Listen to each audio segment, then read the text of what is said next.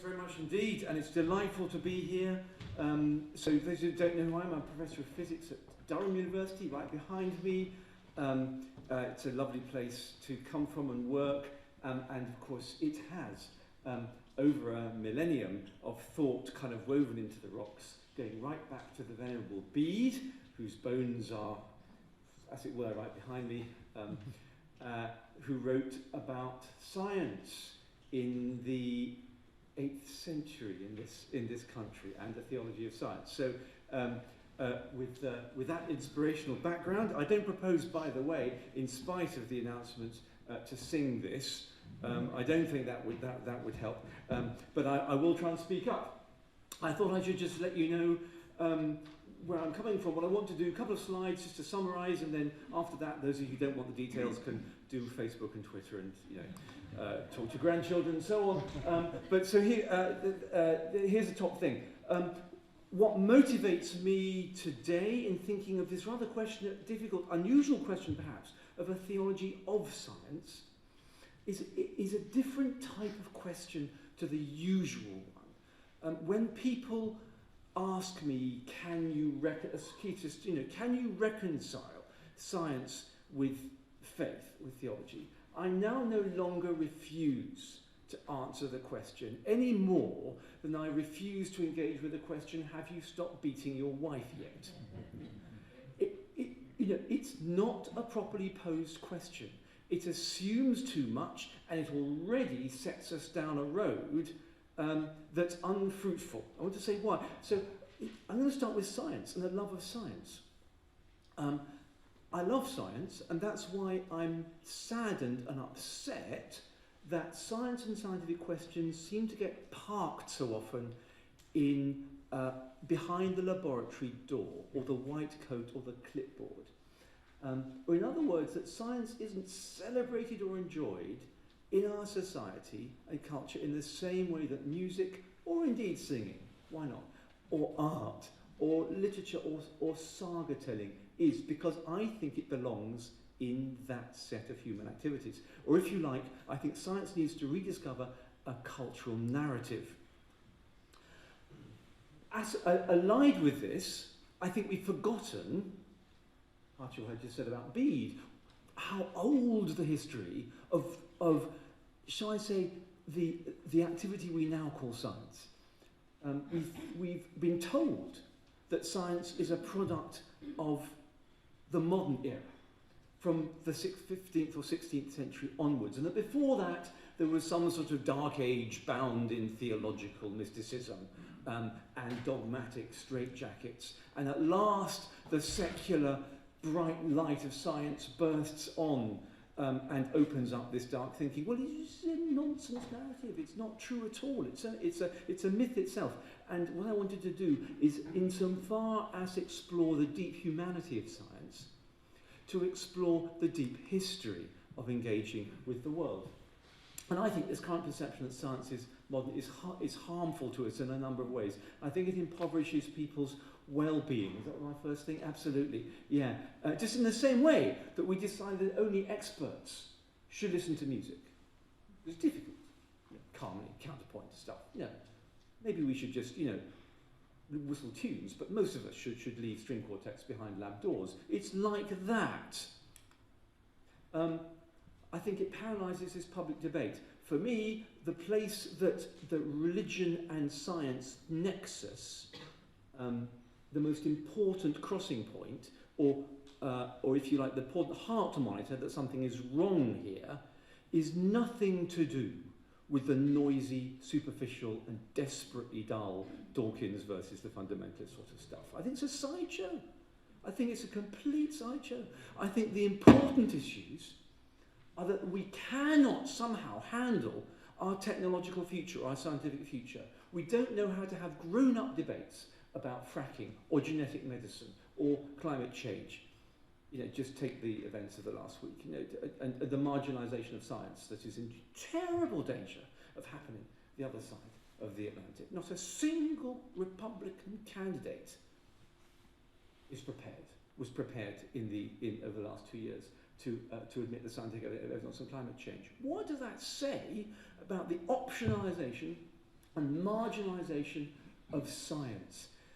And the church has been running in the opposite direction for as many decades as you can count. And that's why we don't have a healthy and theologically and Christian thinking informed debate about science. And if I'm getting a little urgent and sharp about this, it's because it's desperate. I will mention this, you saw the front cover, I do have, as all speakers have, and I'm sure all you are writing books about faith and science. I'm sure you are, we've all got one. I've got one, Faith and Science, which may or may not be on the bookstall, but if it isn't, I've got 3 copies I can flog for a tenner apiece. Dead cheap, and Amazon are giving them away. But the best compliment I ever had on Faith and Wisdom in Science is when someone came to ask me and said, Tom, your book's not a science and religion book at all, is it? It's a science book, isn't it? And yes, I was so happy it's a science book.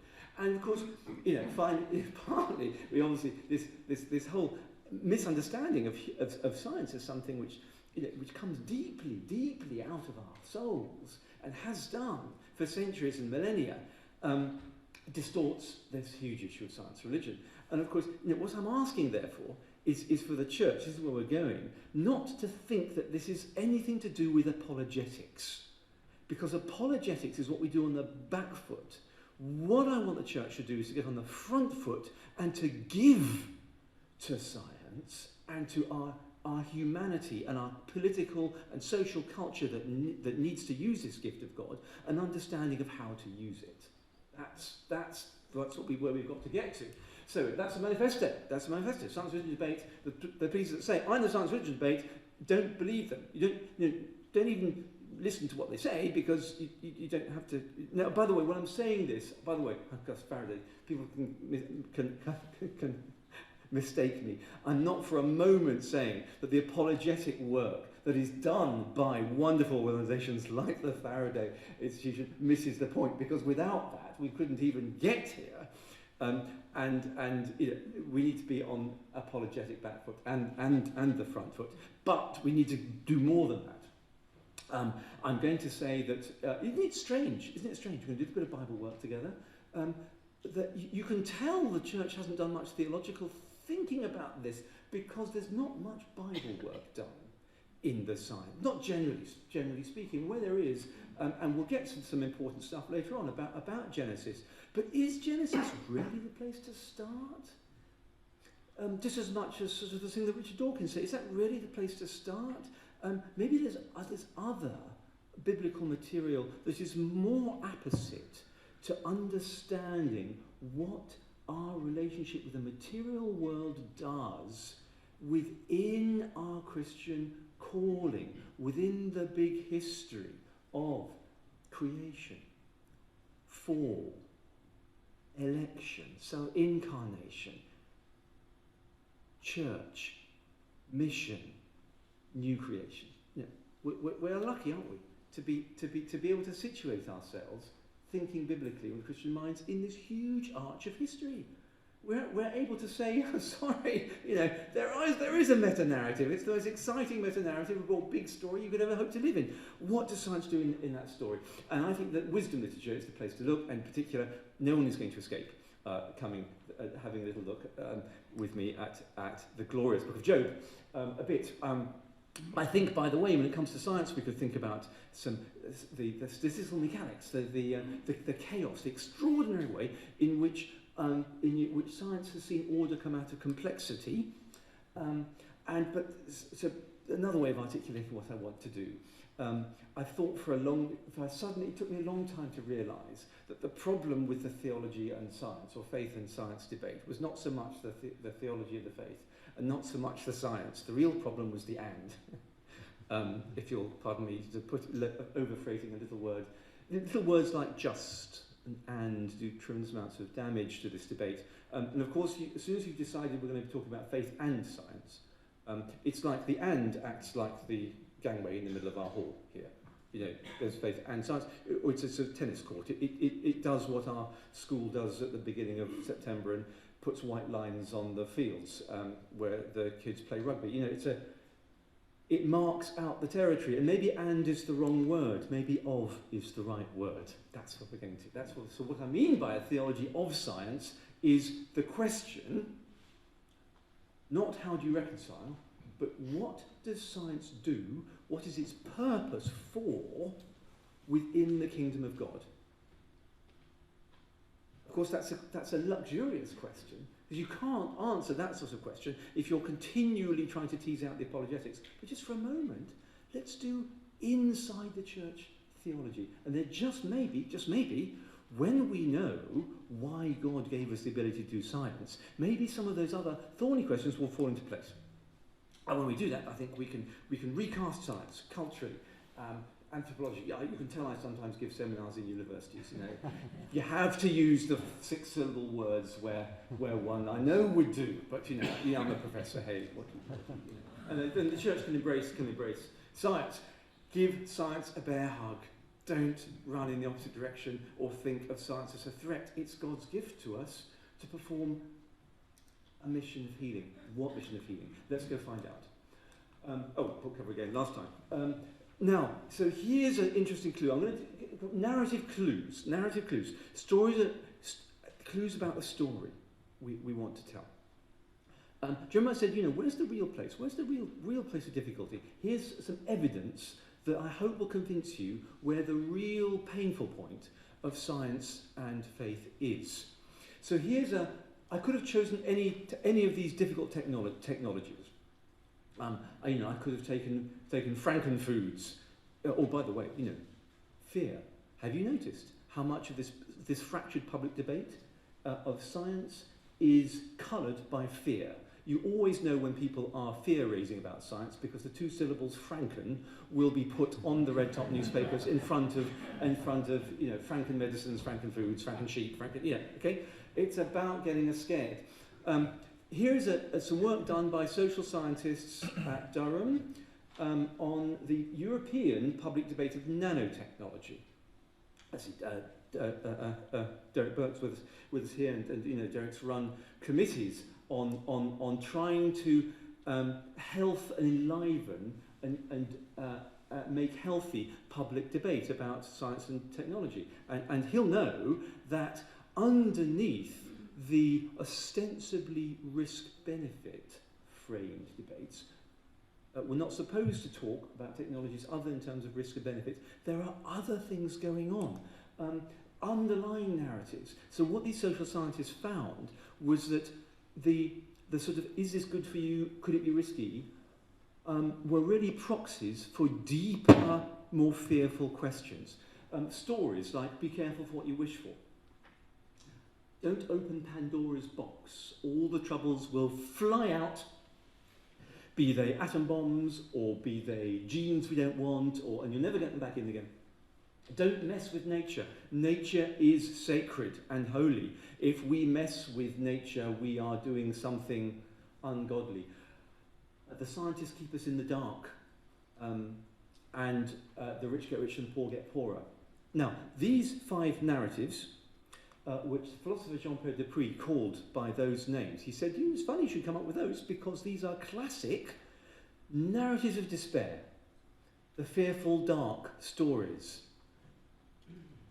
These are, although they don't surface, the stories that kind of swim underneath the debate, and the ripples of the debate about risk and benefit are really caused, as it were, by these giant dark fish swimming underneath the surface that aren't allowed to come up and be themselves. But have you noticed something about these stories? They're all negative, they're all despairing, and they're all pagan. The 3 first ones are ancient pagan narratives, and the 2 last ones are modern pagan narratives. There is no Judeo-Christian, even monotheistic, and no positive thinking injected into these debates. What did I say? The church has been running as fast as it can in the opposite direction from thinking constructively of science as God's gift. And of course, if the church leaves a vacuum, well, there's no vacuum. Other stories come in and fill those vacuums. And indeed, they have. So, what else might be? Here's another clue. Wonderful writer, George Steiner, post-Holocaust intellectual, Jew. He once held 4 simultaneous chairs both sides of the Atlantic, an extraordinary man of letters.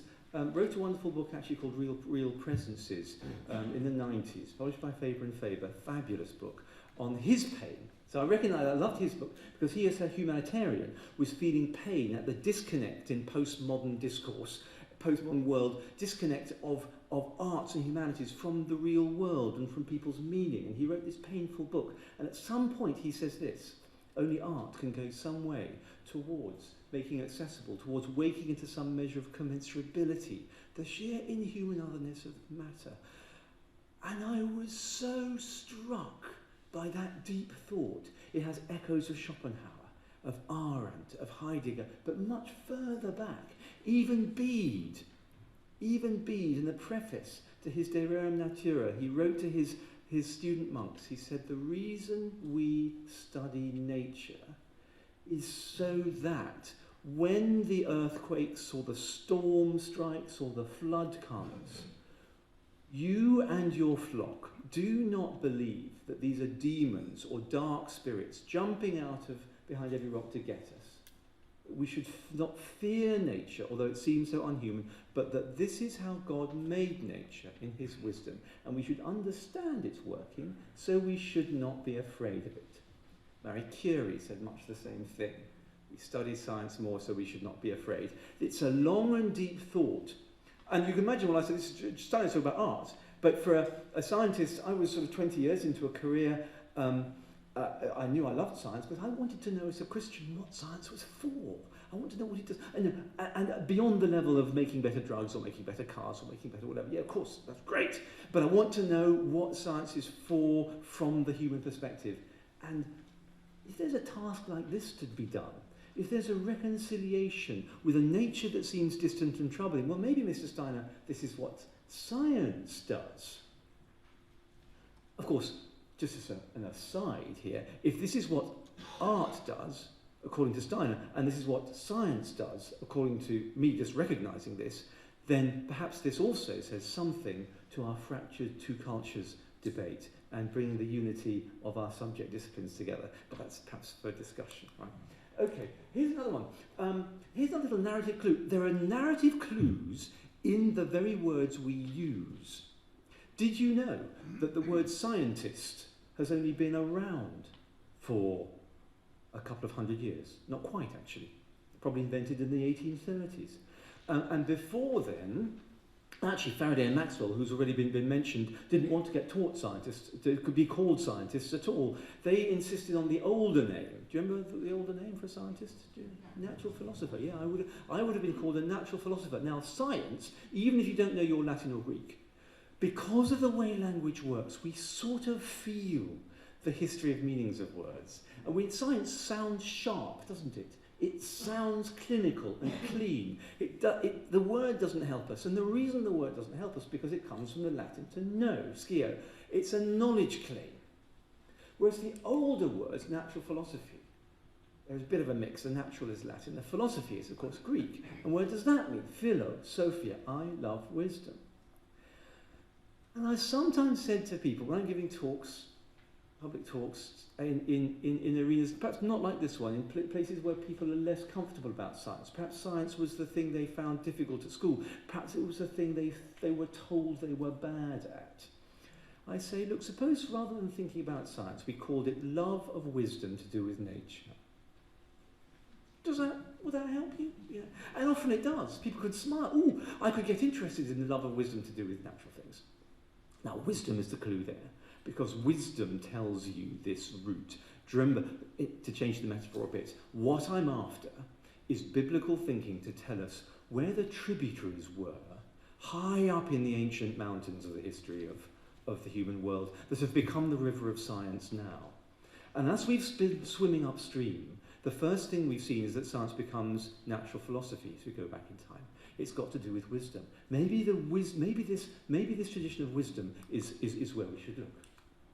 I love wisdom. Well, talking about wisdom, I think Einstein was quite a wise person. He said all sorts of wise things, and if someone can tell me what he meant by this, by the end of the day, I'll be very, very grateful. But he did say other wonderful things. This is the most incomprehensible thing about the universe is it's comprehensible. There's something extraordinary about the human ability not to just not to just receive the impressions of the surface of the world, the greenness of the tree, the colours turning, the sky, why the ground gets all reflective and mirror-like when it gets wet in the rain. You know, it starts asking questions beneath the surface, and we start understanding some things of the universe at the very large and very small scales. How is it our minds can at the same time picture and mathematically play with beautiful models of the atom and of the greatest galaxies? It's an extraordinary thing. Let's just go back in history a bit and ask, is it true that in the early modern days of science, when science was getting going, is it true that the great early modern scientists reflected in what they say a secular triumph over a Christianly dominated and captured, intellectually captivated Middle Ages? Look at what let's go to Copernicus. No, that's what he said. An acceptable mode of worship to the Most High is how Copernicus framed the science he did.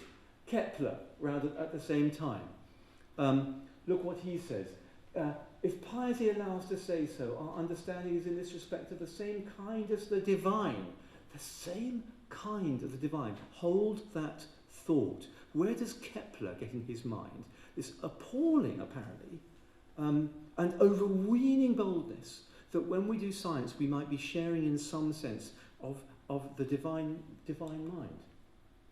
Just in case, you know, get history right. Here's Peter Harrison. Fully recommend anything Peter writes. New book, Territories of Science and Religion. This book, The Fall of Man, Foundations of Science. The myth of a perennial conflict between science and religion is one to which no historian of science would subscribe. And I've given you a couple of pieces of evidence there. So let's just drop this one. Let's go back in time a bit more. Let's just think about, let's do some Bible stuff. Now again, time is a bit short, so I can't really take us on an extensive Bible study into creation stories, but just to say this, that creation stories pop up everywhere in biblical literature. Not just, although very importantly, in two cases in Genesis chapter 1 and 2, two different creation stories. That's where how the Torah starts. But Proverbs is full of creation stories. We'll look at Proverbs 8, my favourite in a minute. The Psalms refer continually to creation stories. Now, they're very brief. You blink and you miss them. But once you get attuned to the sort of text, the basic Hebrew creation story, you find that it's there all the time. It goes something like this. For God made the heavens, the foundations of the earth. He separated the sea from the land. It's about vertical and horizontal ordering and separating. You can say it in one breath, and it normally takes two verses. But that's the sort of version that will keep Isaiah. Oh, it takes longer of this. The second Isaiah, wonderful promise of return, comfort ye my people. Well, you know, if I had a decent tenor voice, I could sing that, but I haven't, so I won't. Isaiah 45, Jeremiah 10. Jeremiah loves creation stories. He even runs it backwards. So once you know, by the way, that the biblical creation story goes from chaos to order, and the heavens above and the earth below, and the foundations of the earth and the boundary between the seas, if you're a prophet like Jeremiah and you want to warn the children of people of Israel about the cosmic consequences of disobedience, you put that film in the projector backwards. And Jeremiah runs horrifically that creation story backwards. And you see all this undoing and uncurling. John 1. The New Testament has creation stories as well. In the beginning was the word, in our case, Logos is, of course, a deliberate echo of Genesis chapter 1. John wants to tell a creation story. Creation stories are told throughout Scripture from the very beginning to the very end. And I counted, I've lost count, they're about 25, 30, depends what you mean. Let's just see what they do. They tend to, by the way, when they're told in times of trouble.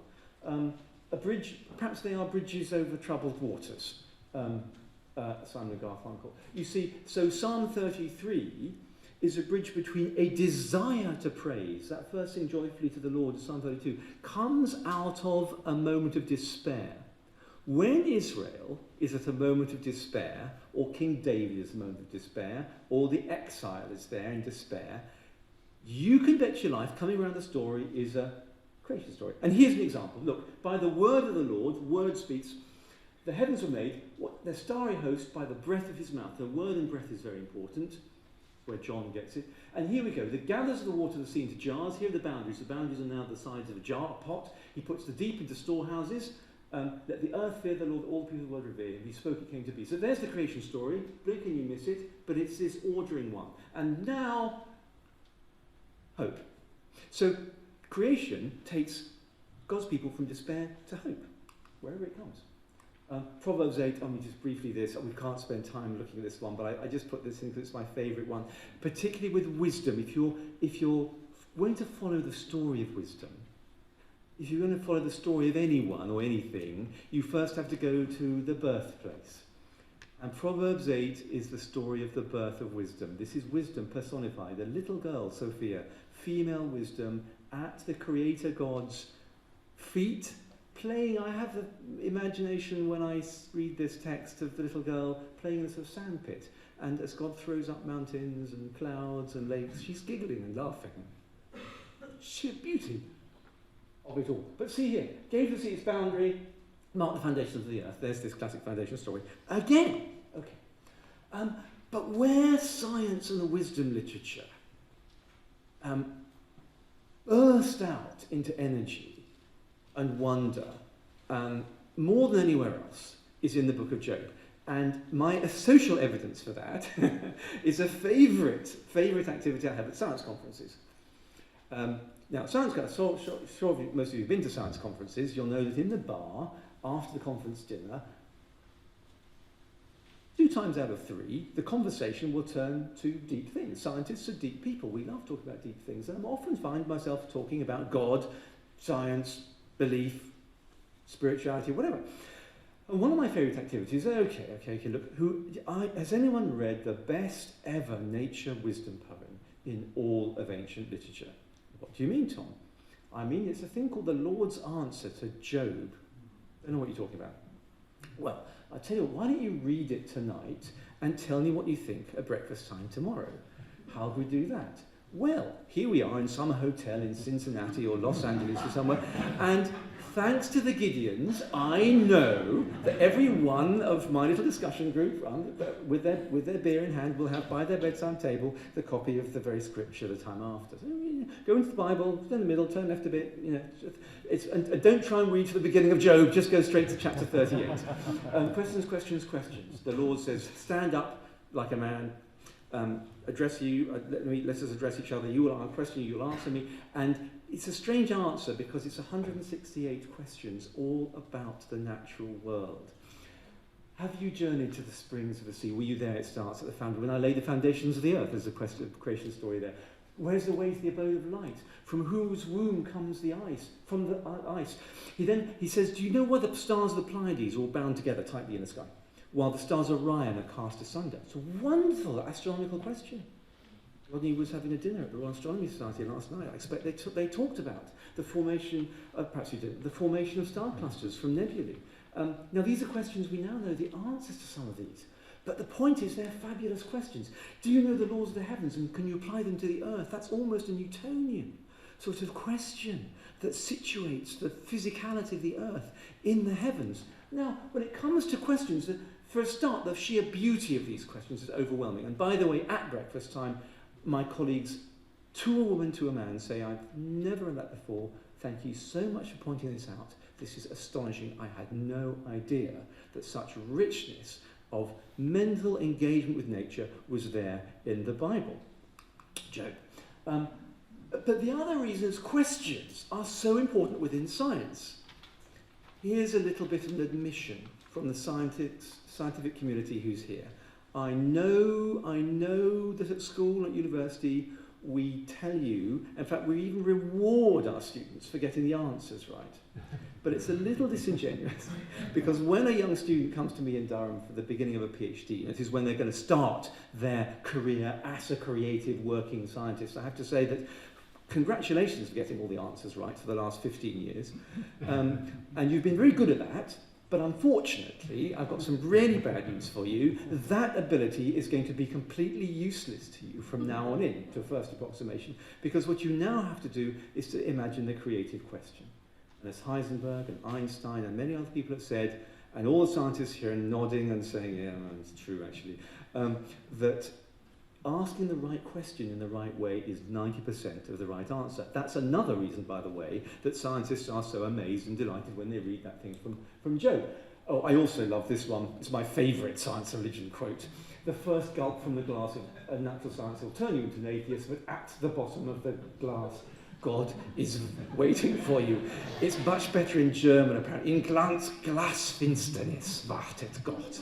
It's marvellous. But, that's apropos of nothing. I just thought, you should see that one.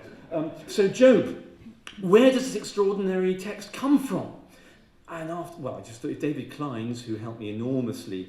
So in one way, Faith and Wisdom and Science is a kind of scientist commentary on Job, because I've been fascinated by this since the age of about 18, and I wanted to write theology of science on Job forever and ever. And I met David, who in 2010 was just completing his monumental 3-volume commentary on Job. Each one is this, it takes up this much on my shelf.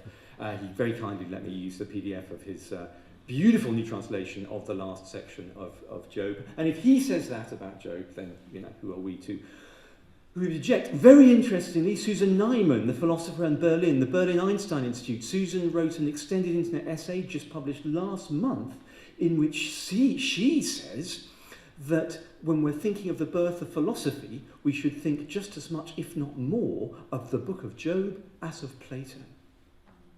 Extraordinary. So, need I persuade you anymore that this book is really worth getting our minds round? You know what it is. It's the biblical version, but more than this, of the suffering righteous man. Why do righteous people suffer? It's much, much more than that.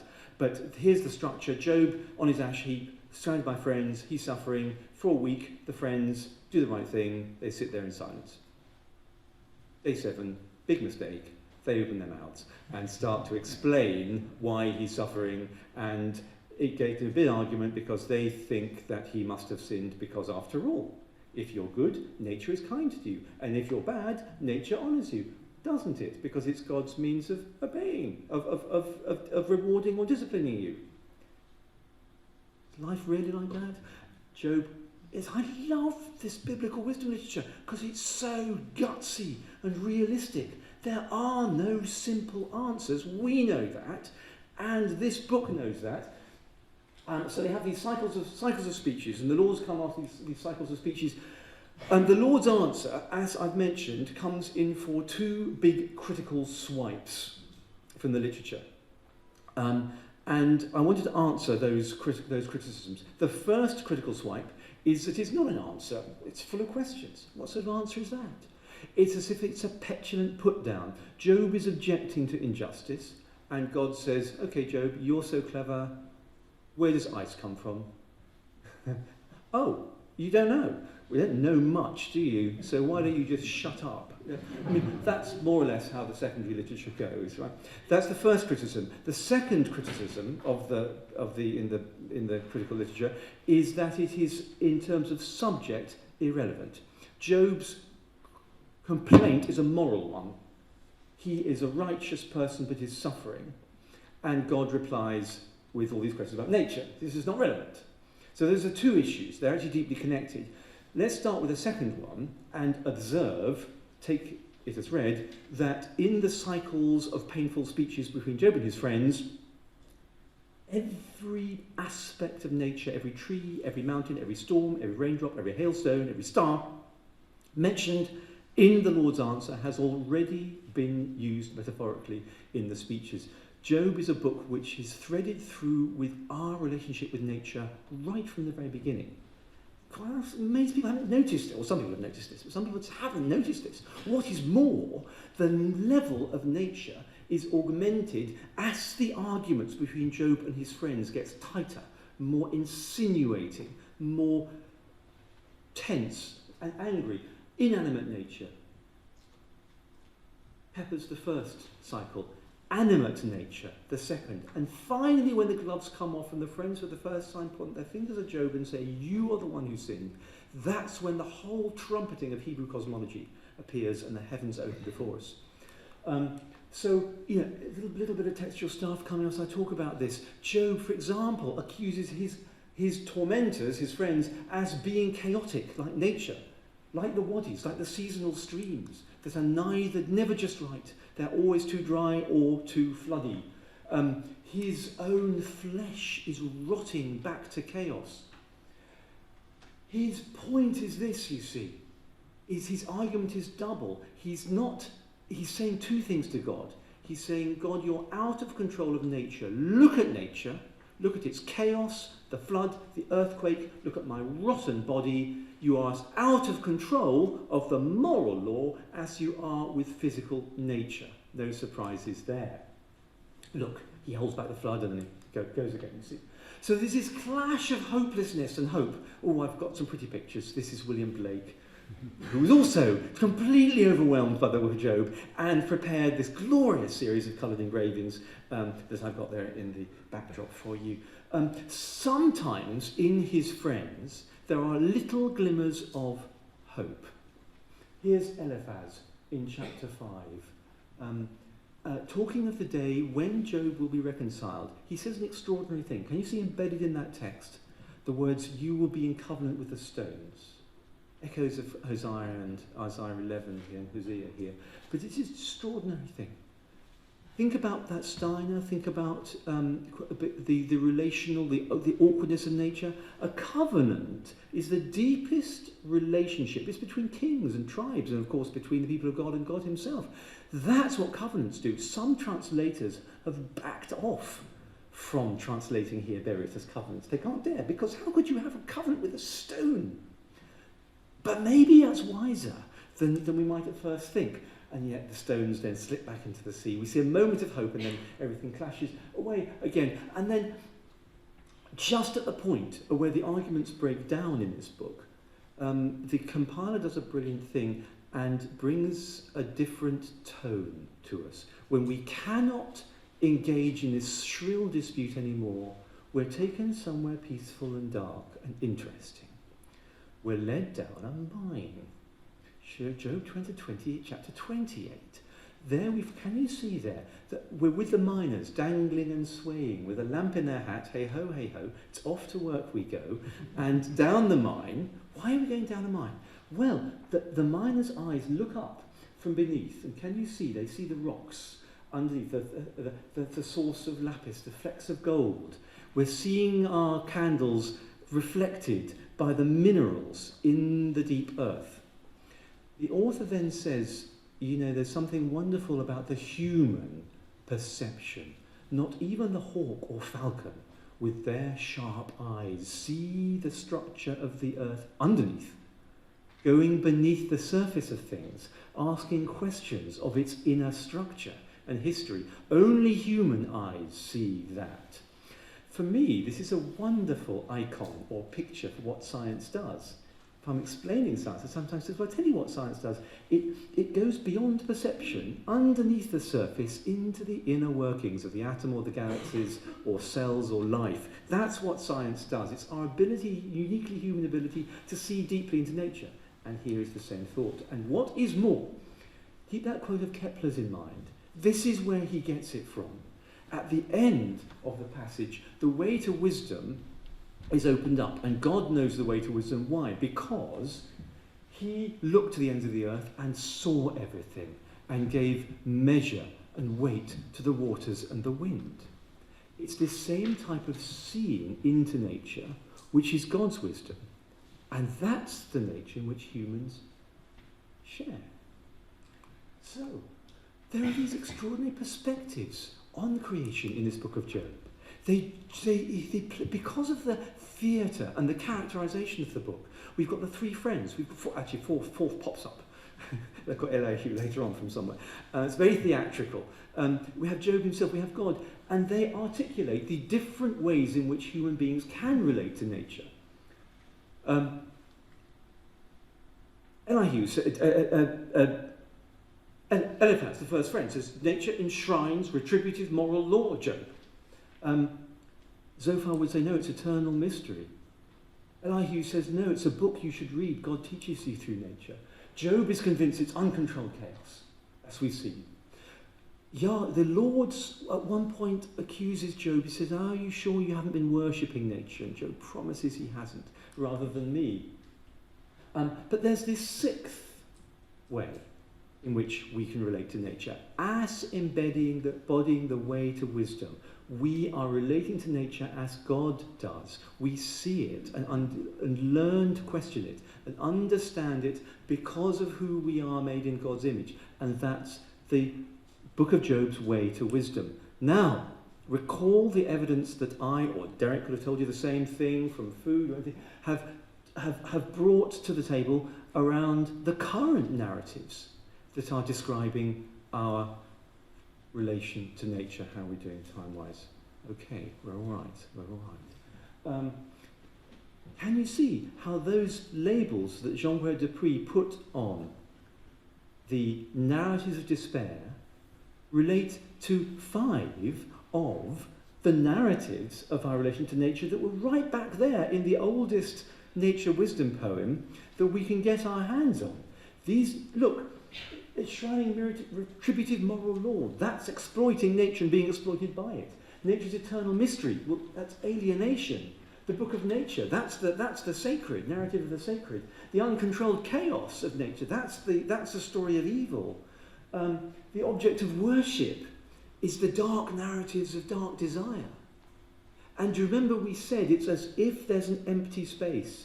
In our modern world, we don't have a healthy foundational story for what this whole science and technology game is all about. It's as if there's a dark vacuum in which there is no light. And what I want to propose we think about is that the earliest source for where this little river of light might come from is this 6th narrative, that engage with nature is a positive story of wisdom. It's a way to wisdom. Now, of course, before we finish, and we will get to a theology of science, that's where I want to get to by 15:15, is a New Testament lens. So we need, of course, always to look theologically through a New Testament lens at the Old Testament idea. And of course, I can assure you, when we do, nothing much changes. When one's alert to nature and relational thinking to creation, we see that the Gospel writers, and Paul particularly, and St. John the Divine, had all this in mind. So when Paul, for example, in the Corinthian correspondence, needs to sum up in a soundbite, as he so brilliantly does, what the Christian way is all about. One thing about Paul is just like the best preachers today, he could write theologically for chapters on end in Romans. And then when, as it were, a microphone was stuffed under his mouth, I'm sure if Paul had been on Today programme, AD 55, okay, Paul, people say that you're recalcitrant Jews. Some people say they're atheists. Some people say what is this Christianity all about? You've got 30 seconds. Well, John, he'd have said, I'll tell you what it's about. It's about healing broken relationships. I mean, the words usually translated ministry of reconciliation. And I absolutely love the wisdom of that. Because, of course, he wouldn't have started immediately talking about Jesus in AD 55 because very few people knew about this wandering preacher from Galilee then, right? He wouldn't necessarily have said, let me take you all the way back to Abraham. Not straight away, because it takes him 15 chapters to tell that story. That's Romans. He'd have said, I'll tell you what it's about. It's about healing broken relationships, because we all know we need that. And God was reconciling the world to himself. The Greek there is cosmos. That is not the world as in all the souls in the world. That's the cosmos. Back to Durham, James Dunn, one of our great New Testament, particularly Pauline theologians at St. John's College in Durham, writes this about Paul in Romans 8. Do you remember the passage where he's going from, there's now no condemnation for those who are in Christ Jesus? That's how Romans 8 starts, to there's nothing that can separate us from the love of God, neither illness nor famine nor nothing. That's the end. How does he get from hope and despair but hope to new hope through creation, just like the psalmist did. All creation groans for the children of God to be revealed in their glory over creation. That's what Romans 8 does. Jim, there's an out-of-sortness, a disjointedness about created order which makes it a suitable habitation for man at odds with his creator. So, there we have this relational job of healing to be done between human beings and creation. You see, there are many aspects to this ministry of reconciliation, because everything is broken and everything needs healing. There's a healing between nation and nation, the healing between race and race, the healing between genders, the healing between husbands and wives and partners, the healing between all sorts of relations need healing.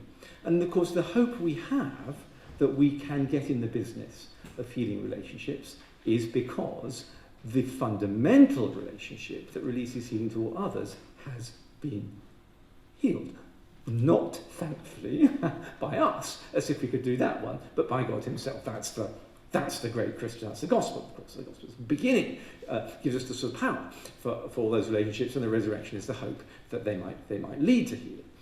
So, but the humblest of all these broken relationships is the one between the human beings, the special race, made in the image of God, and the creation, with which we are out of kilter. And if you think about it, Dunn is right, our relationship with creation bears all the hallmarks of a busted relationship. If you've got two people who aren't getting on together, I can promise you there are three aspects to their relationship that aren't working. First thing, they don't really know much about each other. There's a lot of ignorance. Yeah, they don't really know what makes the other one happy or sad. Secondly, because of that, there's quite a bit of fear involved. Yeah, and the reason there's fear is because, thirdly, they can do each other harm. Ignorance, fear, and harm. Where do we start off with our knowledge of nature? Ignorance. No idea what lightning is, or what colour is, or why storms do what they do. No idea at all. Or what cancer is. So we're fear. Remember Bede. We learn about nature, so we should be less afraid. Marie Curie, we learn about nature, so we should be less afraid. And thirdly, nature harms us. And in the last century, we've learnt just how much human beings can harm nature. This is mutual. So it's a relationship that needs healing. So here is my crack at the homework that you sent me, which is a good thing, because I think it's probably time to stop. This is what I want to try and say. And you can tweet this, it fits into 130 characters. So that's my kind of theology, right? Science is the participative, we're in it together. Relational, it's about healing. Co-creative, it's something very bold we do underneath God. Work within the kingdom of God of healing the fallen relationship between human beings with nature. Okay. Now, it's pretend that's provisional, right? That's my idea. That's where I've got to so far. Took a bit of work, doesn't mean to say it's right. But you see how powerful it is. I think there's some work to do with this, and that we can take this idea and work with it and use it in ways that help us make decisions about what we should do with nature and what we shouldn't do, and how about education, about the media. I think it's got lots of power in it. So, and it does all the things we wanted it to do, right? It's got this long history there. It's got this high view of human aptitude that Einstein noticed. It explains why we can do these extraordinary things. It pulls together not just knowledge but wisdom. And I think when we're talking about science and technology, that's something we desperately need to do. It will tell us that engaging with nature isn't straightforward. It is going to be ambiguous. It's going to be tough. We're going to get things wrong. It's going to hurt. But it doesn't mean we just curl up in a corner. It tells us that in God's wisdom, a balance between order and chaos is going to characterize the way nature moves forward. It's as if, going back to the Lord's answer to Job, it's as if God says sometimes, yes, Job, okay, you're complaining about a disordered world. I can give you an ordered world if you want to. It'll be as ordered as a crystal, as calm and still as a stone, and every bit as lifeless. So there's a sort of balance, isn't there, between liveliness and order. It'll celebrate questions, and it's okay to celebrate open, unanswered questions. because the core of the wisdom literature in the Bible has that. And, of course, it's a work of love. The whole thing is a work of love. Now, I know we're not familiar with talking about science as a love story, but in a way it is. In a way it is. So what can we do with this? You know, I think there's important things about boundaries here. And I don't think we can talk about the session this afternoon. I think that this is saying something rather bold, that there are no predetermined no-go zones. Doesn't mean we do anything. Doesn't mean we do anything. But God wants us to be involved in co-creation, in creation. It says that our thought relationship with nature is in the context of healing. And maybe we can do something therapeutic there. I mentioned it can certainly help us heal some of our subjects together. It can get news stories going in the public debate. I long to do that. This is a job for the church. How can we get some of this thinking, or much better thinking than I can come up with, much better thinking from your thinking, how can we get some of these positive, loving, light-filled stories into these thorny public debates? It's a fabulous, by the way, talk for interfaith dialogue, because every religion has an issue here, and it's much better to talk about what we have in common than apart. It's got to improve the way that the media think about science, and those of you who perhaps work in the media can help talk about that. And this is a job for the church. So there's a bit of homework to set us off with, and now we'll move on to the rest of the day. Thank you so much for asking.